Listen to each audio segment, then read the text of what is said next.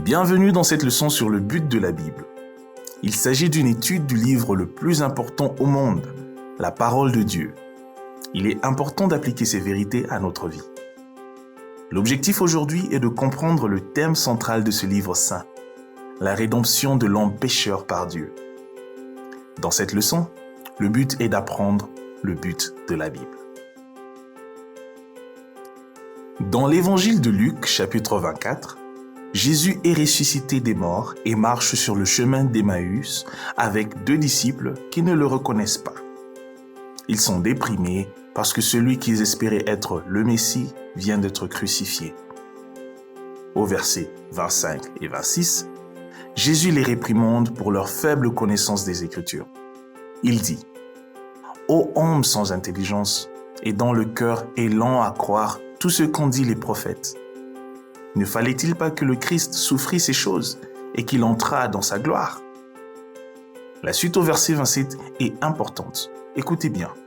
« Et commençant par Moïse et par tous les prophètes, il leur expliqua dans toutes les Écritures ce qui les concernait. » Plus loin, au verset 44 et 45, après s'être révélé à eux, il dit « C'est là ce que je vous disais lorsque j'étais encore avec vous, qu'il fallait que s'accomplisse tout ce qui est écrit de moi dans la loi de Moïse, dans les prophètes et dans les psaumes.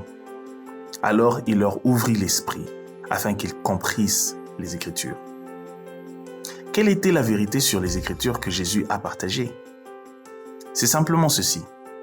Toutes les Écritures parlent de moi.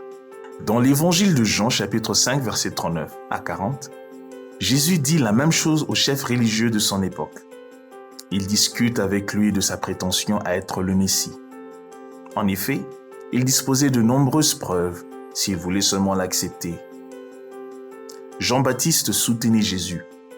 La parole du Père était venue du ciel lors de son baptême et il avait accompli de nombreux miracles, dont certains dépassaient même Moïse. Mais ils ne voulaient pas croire. Il leur dit « Vous sondez les Écritures parce que vous pensez avoir en elles la vie éternelle. Ce sont elles qui rendent témoignage de moi, et vous ne voulez pas venir à moi pour avoir la vie. Toutes les Écritures me désignent, et le verset clé de toute la Bible. La Bible ne parle que de Jésus. Jésus étant le point central de l'Écriture, il y a 4 objectifs de la Bible qui doivent être discutés. Le premier but de l'Écriture est de présenter Jésus-Christ comme le Sauveur et le Rédempteur de ce monde. Ainsi, l'Ancien Testament dit « Jésus vient » et le Nouveau Testament dit « Jésus est venu ». Le deuxième but de la Bible est de présenter l'histoire du Rédempteur et le salut qui est venu par lui. Il y a donc quelque chose à apprendre du temps et de l'espace accordés à des parties spécifiques de l'histoire. Par exemple, il y a 89 chapitres dans les 4 évangiles. Parmi ceux-ci, 4 chapitres couvrent la naissance et les 30 premières années de Jésus, laissant 85 chapitres pour couvrir les 3 dernières années de la vie de Jésus. 27 chapitres couvrent la dernière semaine de la vie de Jésus. On pourrait se demander, quel aspect de la vie de Jésus est le plus important pour les évangélistes? Les 30 premiers ou les 3 derniers? À quel point pensait-il que la dernière semaine de Jésus était importante lorsqu'il est mort sur la croix pour nos péchés et qu'il est ressuscité des morts? La Bible fait grand cas de la mort et de la résurrection de Jésus. En effet, la moitié de l'évangile de Jean est consacrée à discuter de la dernière semaine du ministère de Jésus. 2 des évangiles ne mentionnent même pas la naissance de Jésus ou ses 30 premières années. Les évangiles ne sont pas écrits comme des biographies, mais pour prêcher quelque chose. Ils prêchent que Jésus est venu pour cette dernière semaine lorsqu'il est mort pour nos péchés et qu'il est ressuscité pour prouver qu'il était bien celui qu'il disait être, Dieu incarné. De même, il y a 1189 chapitres dans toute la Bible. 11 d'entre eux couvrent l'histoire de l'univers, l'histoire de la terre, l'histoire des peuples, l'histoire du langage, l'histoire du mal. De Genèse 12 jusqu'à Apocalypse 22, 1178 chapitres, le sujet est Abraham et ses descendants. En particulier, le descendant par lequel toutes les nations de la terre sont bénies, le Messie, Jésus-Christ. La Bible s'intéresse principalement à une chose et elle y parvient avant d'atteindre son 12e chapitre. La Bible s'intéresse au salut, à démontrer comment le salut est venu, comment le Sauveur est venu. Ainsi, cela arrive rapidement à Abraham. D'Abraham à Christ, c'est de cela qu'il s'agit dans la Bible. Le Nouveau Testament compte 260 chapitres. L'Ancien Testament en compte 929. Pourtant, il y a beaucoup de gens qui disent « L'Ancien Testament ne m'intéresse pas, c'est la vieille Bible. Donnez-moi le Nouveau Testament. » L'Ancien Testament est la pure parole de Dieu. Et dans ces 929 chapitres, Dieu dit beaucoup à ses enfants. Le troisième but de la Bible, selon l'apôtre Paul, est que le serviteur de Dieu soit complètement équipé pour toute bonne œuvre que Dieu veut qu'il accomplisse. Ainsi, dans un sens, la Bible n'a pas été écrite pour l'incroyant, mais pour le croyant. Que vous soyez un homme ou une femme, Dieu a une œuvre qu'il veut que vous fassiez et qui le glorifiera. Pour vous équiper pour faire ce travail, Dieu vous a donné 66 petits livres inspirés qui sont remplis de la vérité qu'il veut que vous connaissiez et reflétiez dans la vie. La quatrième raison d'être de l'Écriture peut être trouvée soulignée dans l'évangile de Jean qui s'adresse à l'incroyant. Dans 20, 31, Jean dit « Jésus a fait encore, en présence de ses disciples, beaucoup d'autres miracles qui ne sont pas écrits dans ce livre. Mais ces choses ont été écrites afin que vous croyiez que Jésus est le Christ, le Fils de Dieu, et qu'en croyant, vous ayez la vie en son nom. » Ainsi, l'évangile de Jean est le seul livre des 66 livres de la Bible qui s'adresse à l'incroyant. Le dernier objectif peut être résumé ainsi. Dieu n'a qu'un seul message pour un incroyant selon la Bible, et ce message est « Repentez-vous et croyez à l'Évangile ». Après qu'un incroyant se soit repenti et ait cru en l'Évangile, Dieu a 66 livres remplis de vérité pour ce croyant. La Bible a donc 4 buts. Présenter la personne de Jésus-Christ, présenter l'histoire de Jésus-Christ et l'histoire qui mène à lui, que l'incroyant puisse croire en Jésus-Christ et que le croyant puisse être complètement équipé pour chaque bonne œuvre que Dieu veut qu'il accomplisse. Passons maintenant à l'histoire de la Bible. Êtes-vous en mesure de répondre à certaines de ces questions? Qui sont les personnes qui ont écrit les livres de la Bible? Quand et où les ont-ils écrits? Dans quelle langue les ont-ils écrits? Existe-t-il une trace des documents originaux? Qui a conservé ces livres pour nous? Qui a fait la sélection de ces livres et les a mis dans cette collection de livres saints? Qui a autorisé les hommes à faire ces sélections et quand ces sélections ont-elles été faites? Qui a organisé la Bible telle qu'elle est aujourd'hui? Si vous dites aux gens que vous étudiez sérieusement la parole de Dieu, ils s'attendront à ce que vous sachiez répondre à ces questions. Qui a donc écrit la Bible? Dieu a écrit ce livre. Qu'est-ce que cela signifie? La section sur le mot « inspiration » répond à cela. Par le miracle de l'inspiration, Dieu a poussé les hommes à écrire ces livres. Alors vraiment, Dieu a écrit ces livres. Il y a 2 termes qui doivent être établis lors de l'apprentissage de l'écriture de ces livres par Dieu. Le premier est le terme « révélation ». La révélation est un terme général qui couvre toutes les façons dont Dieu révèle la vérité à l'homme. Dieu révèle la vérité à l'homme à travers la nature. Il la révèle également personnellement par l'intermédiaire du Saint-Esprit. Le deuxième terme est « inspiration ». L'inspiration fait référence à ce que les théologiens appellent la révélation spéciale. La Bible est la révélation spéciale de Dieu. Au cours d'une période d'environ 1600 ans, Dieu a poussé des hommes à écrire ses livres. Il a un début, il a une fin. Vers l'an 90 après Jésus-Christ, lorsque Jean écrivit l'Apocalypse et lorsqu'il mit une période à cette révélation, il dit que si quelqu'un ajoute quelque chose à ce livre, Dieu lui ajoutera les fléaux de ce livre et il nous a avertis de ne rien enlever de ce livre.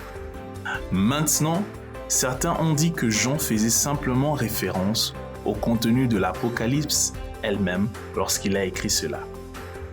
Mais d'autres ont suggéré que les avertissements de Jean s'appliquent à toute la Bible. Quoi qu'il en soit, personne ne devrait supprimer ou ajouter quoi que ce soit aux Écritures. C'était un miracle spécial. C'est pourquoi il appelle une révélation spéciale. Cela soulève la question. Dieu révèle-t-il encore quelque chose personnellement? Oui, il le fait. Cela soulève une autre question.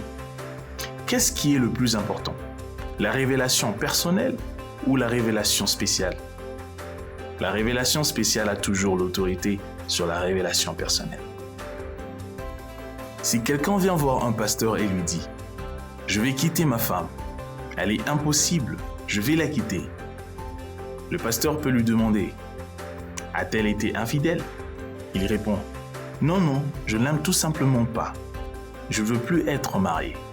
Dieu m'a dit de la quitter. » Le pasteur, plein d'autorité, peut alors dire « Dieu ne vous a rien dit de tel. » Parce que dans la révélation spéciale de l'Écriture, Dieu ne vous permet pas de la quitter. Dieu dit « Attache-toi à elle. » Une véritable révélation personnelle ne contredira jamais une révélation spéciale. Vous devez être prudent lorsque vous dites « Dieu m'a dit ». Souvent, lorsque vous dites « Dieu m'a dit », il ne vous l'a pas dit. Vous ne voulez pas créditer Dieu d'opinion et de désir personnel. La chose importante à propos des mots « révélation » et « inspiration » est que beaucoup dans le monde mettent exclusivement l'accent sur des mots tels que rationalisme, raison, logique, humanisme. Ils disent « Je n'ai pas besoin de révélation, j'ai un cerveau ». Quand on devient chrétien, on ne devient pas irrationnel, illogique, déraisonnable ou inhumain, mais selon les Écritures par lesquelles le bien du mal peut être déterminé. Maintenant, la question de qui? Qui étaient les personnes qui ont écrit la Bible? Dieu a inspiré les hommes à écrire ces livres.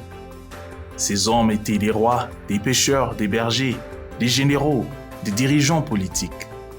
L'un d'eux était médecin, l'un d'eux était collecteur d'impôts. Toutes sortes d'hommes ont été inspirés par Dieu pour écrire ces messages. Le poète Dryden a sagement demandé « D'où, mais du ciel, des hommes non qualifiés dans les arts, nés à plusieurs âges, dans plusieurs régions, tisseraient-ils des vérités si concordantes? Ou comment ou pourquoi devraient-ils tous conspirer pour nous tromper avec un mensonge, sans demander leur peine, ingrats leurs conseils, affamer leurs gains et martyrs leur prix? » Cela aide à rechercher comment ce miracle a eu lieu. Si vous le faites, vous découvrirez que les livres de l'Ancien Testament ont été sélectionnés par des hommes comme Esdras le grand scribe. Vers l'an 100 après Jésus-Christ, lors du concile de Jimna, les livres de l'Ancien Testament ont été complètement arrêtés, même s'ils avaient été officiellement reconnus comme des écritures sacrées et rassemblés 300 ou 400 ans auparavant. Les livres du Nouveau Testament avaient été rassemblés, sélectionnés et classés en 692 après Jésus-Christ, lors du concile du Trilane, bien qu'ils aient déjà fait l'objet d'un accord lors du concile de Rome en 382 après Jésus-Christ, et qu'ils aient été clairement énumérés près d'un siècle plus tôt. Dans le cas de l'Ancien Testament, la sélection a porté sur la réputation de l'auteur en tant que prophète ou scribe. Pour le Nouveau Testament, 3 questions sont posées. Ce livre a-t-il été écrit par un apôtre ou un proche collaborateur d'un apôtre? Le livre présente-t-il un contenu spirituel qui équipe le croyant pour la vie et le ministère? Enfin, tous ces livres sont-ils unanimement d'accord sur ce contenu spirituel? De nombreuses personnes posent des questions sur les apocryphes qui ont été placés dans le canon des Écritures par l'Église catholique romaine en 1546 après Jésus-Christ, pendant la période de la Réforme. Ces livres n'ont pas été choisis lors de la sélection originale des Écritures. Un autre élément à prendre en compte est la langue dans laquelle la Bible a été écrite. L'Ancien Testament a été écrit en hébreu et en araméen, et le Nouveau Testament en grec.